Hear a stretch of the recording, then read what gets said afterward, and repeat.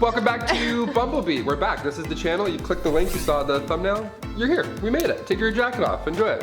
I'm your host, Taylor McWaters. And I'm your other host, Free Room. And today we are talking about the top 10 scandalous men in history that will make you blush. Get ready, get your butts ready, get a snack, we're going in. Alright, coming in at number 10, we've got Aristotle. You know, Aristotle has been considered to be one of the greatest thinkers and philosophers in history, but he was also a little scandalous with his thoughts too. At least by our modern standards. Turns out that Aristotle was quite the misogynist. He even wrote saying that, quote, a woman is perhaps an inferior being and that women were, quote, as it were, a deformity, end quote. I mean, damn, Aristotle. Have you seen a woman? Like, we're pretty awesome, you know, you're just jealous. But there's a bit of a bright side here though, because although Aristotle believed that women were inferior, he still believed that women needed to be a part of society and that their happiness was a requirement for society to function effectively. Even though he did give us some credit for being a requirement for the success of society, he did kind of screw us over for millennia because his philosophy shaped a lot of how society viewed women. So yeah, thanks a lot, Aristotle. You really did a number there, didn't ya? Number 9, Grover Cleveland. The 22nd and the 24th US president. He's the only president to leave after one term but then come back later on. There you go, change his mind. He was initially elected in 1885. Even back in those days, presidential scandals were underway.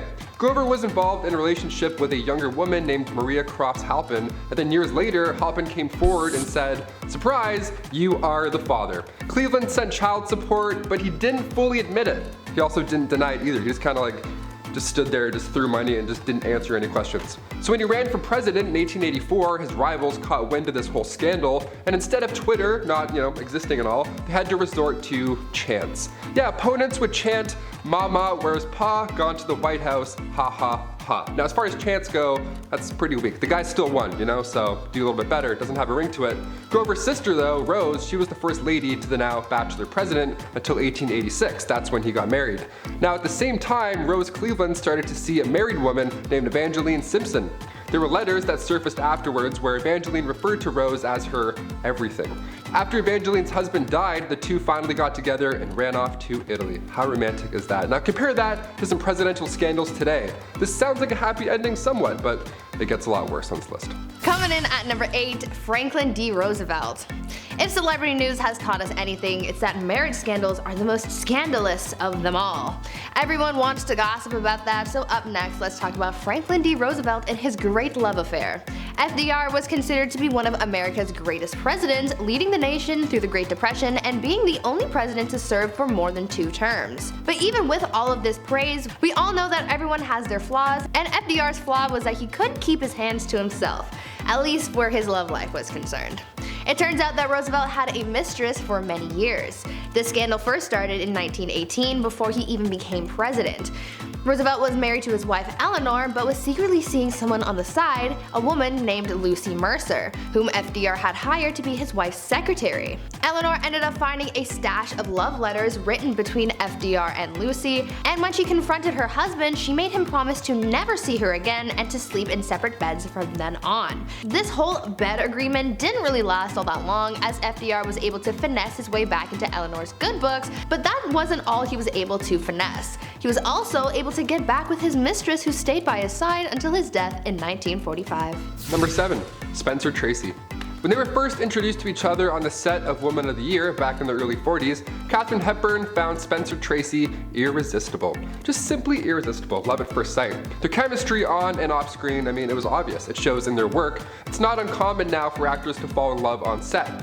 Sophia Bush and Chad Michael Murray, come on guys, love is obviously real. You can't help it sometimes. The sad reality was that Spencer Tracy was a married man at the time. He was married to Louise Treadwell and they got married way earlier in 1923. So at that point, sadly, they were having marital issues. But because of Spencer's Catholic background, he didn't believe in divorce, so they had to stay married. And they began to live separately, and then Spencer and Hepburn began their lifelong relationship until Tracy's death later on in 1967. This was always an odd one to me, because it's like divorce is a no-go, but cheating and then lying about it to friends, family, and coworkers, the Lord works in mysterious ways, I guess. I don't know. Coming in at number 6, Peter the Great. He may be called Peter the Great, but after hearing about the seriously messed up thing he did, you'll probably end up thinking to yourself, maybe he's not so great after all. Peter the Great was the emperor of Russia in the 17th century, and he did a lot to bring his people into more modern times to keep up with the rest of the Western world, but he was also kind of a He was known to grab the bosoms of his wife's ladies-in-waiting, even when his wife was in the room. He was also known to have had many mistresses and was deeply submerged in double standards. You see, to him, he could sleep with as many people as he pleased, but when his wife got herself a little boo thing on the side, Peter was just not cool with it. When he found out that his wife Catherine I had a sneaky link, Peter came up with some bogus criminal charge to put against his wife's side piece and had him executed. Now you might think, yeah, that's pretty scandalous and messed up. But wait, there's more! On top of having Catherine's secret lover executed, he had the guy's head removed, placed in a jar, and put it in Catherine's room so that she would have to A, be traumatized, and B, have a reminder of her betrayal. That's seriously messed up, so again, Peter the Great, not as great as you think. Number 5. Marlon Brando. Rita Moreno and Marlon Brando never got married, but the two are remembered for their roller coaster of a relationship. They lasted for 8 years after meeting on the set of the 1954 film Desire. Rita was 22, and the Puerto Rican-born American icon even got an EGOT. She got an Emmy, Grammy, Oscar, and a Tony. Insanely talented. Now Brando, of course, went on to do a couple of those, student films, something about a streetcar and a godparent of some sorts. The fourth greatest male movie star, surprise surprise, pursued other women at the same time. He married Anna Cashby in 1957 and then Movida Castaneda in 1960. He had children with both of them, all the while Brando was still pursuing a relationship with Rita. Now she once wrote, "He broke my heart and came close to crushing my very spirit with his physical infidelities and worse, with his emotional betrayals." Rita even attempted to take her own life. That's how much pain she was in with Brando in this relationship. "We were obsessed with each other," she says, "but I couldn't take the humiliation of him being with other women." Brando ended up helping her with therapy down the road, and until the end of Brando's life, they remained friends, still in touch. He did the calling though. She never called him first after that point, which is nice to know. At number 4, Caravaggio. You may know Caravaggio as the famed painter from the 16th and 17th centuries, but apparently he was much more than just an artiste. Caravaggio was a lot more scandalous than you might think, because during his life he got into a lot of trouble with the law, the worst of it coming from when he actually just murked somebody.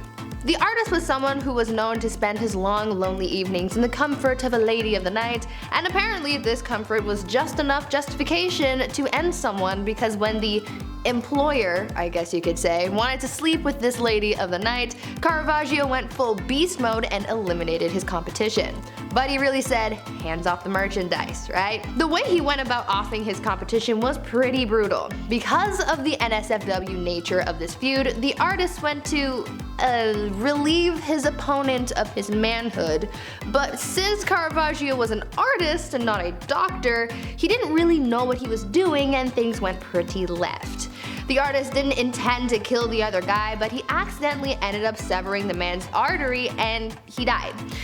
The artist later fled to a small town to escape the scandal and the authorities and remained in hiding until he died. Number 3. Cary Grant.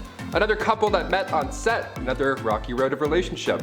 When Sophia Loren and Cary Grant worked together on The Pride and the Passion in 1957, Cary made Sophia the lead of his next film in 1958 called Houseboat. Now, this isn't really uncommon per se. Directors like to recast. Christopher Nolan has used the same people in like 6 of his movies. It's really confusing actually.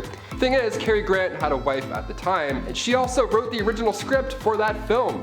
Now we got a scandal. His wife was actress Betsy Drake. Originally, Betsy was the lead alongside her husband, every theater kid's dream essentially. But Cary Grant got a new script in the works that cut his wife out of the film entirely. Roasted. Sophia Loren was also in a relationship at the time, so it was just all bad. She was supposed to marry Carlo Ponti, but because of those pesky Catholic laws that I mentioned earlier, he couldn't get a divorce from his wife. So she was in a rough spot for a while before deciding ultimately on Carlo that he was the best for her. Cary Grant really didn't help anybody at all. The guy got a new script, then cut his wife. That's ruthless. Imagine cutting your own wife. At number 2, Voltaire. When I was in school, we learned about the French author Voltaire. If you ever had to read his book Candide, I'm so sorry. But I'm even more sorry to have to tell you this, but Voltaire was a horrible guy. His thoughts about a certain group of people were quite horrible, and I guess you could say it was pretty scandalous. It turns out that the author was quite critical of people of Jewish faith. As he was raised as a Jesuit, he harbored a lot of animosity towards Jewish people, and as an author does, he didn't hold back from talking about his feelings towards them. When referring to Jewish people, Voltaire once said that they, quote, were as adept in turning fables into history as they were turning second-hand clothes into new ones, end quote. I don't think I could ever see Voltaire the same way again, but then again, I really hated Candide, so I don't know. And finally, coming in number 1, Frank Sinatra. The 1940s icon died in 1998, but in 2011, Harry Connick Jr. came forward about the inappropriate behavior Frank had with his wife Jill. Harry performed in front of Frank in 1994, but he bombed the show. His nerves caught up, he froze, it happens. Now when Harry and Jill were leaving, on the way out they bumped into Sinatra on the elevator. Connick felt embarrassed for bombing, he apologized, said he's usually a lot better, that he deserved to see better. Sinatra didn't even say a word, he just grabbed Jill, kissed her, and then left. Yeah, there's a few words for that, that's not allowed here, or ever for that matter. Doesn't matter what songs you did, just don't do that, that's gross. This isn't new though, sadly. In the late 30s, Sinatra was arrested, originally for seduction charges, but once it was revealed that she was married, the charges changed to adultery. When Sinatra was 50, he married Mia Farrow, who was 21 years old at the time, she was an actor, and Frank wanted her to give up acting, but after she went on to star in Rosemary's Baby, he divorced her after 2 years of marriage. Controlling asshole. The guy brought papers to her on set while she was working at her job. That's what he decided to do on his day off. Maybe he has a few classics, sure, but Frank Sinatra is not the gentleman some of you believe he is, that's for sure. And that is the end of the video. Hopefully you guys enjoyed hearing about all these scandalous men. Try not to be as scandalous as these people because humanity is already going down the tubes, so let's not add to that, please. Yeah, men suck sometimes, you know, it happens. Yeah, men most are of the trash. time, most of the time. Yeah, 9 times out of 10, men are trash. Come for me in the comments, I dare you, I don't really care. Anyways, I've been one of your hosts, Free Room. And I'm Taylor McWaters, and we'll see you next time on Bumblebee. Bye. Peace. Top 10 reasons why men suck. Okay.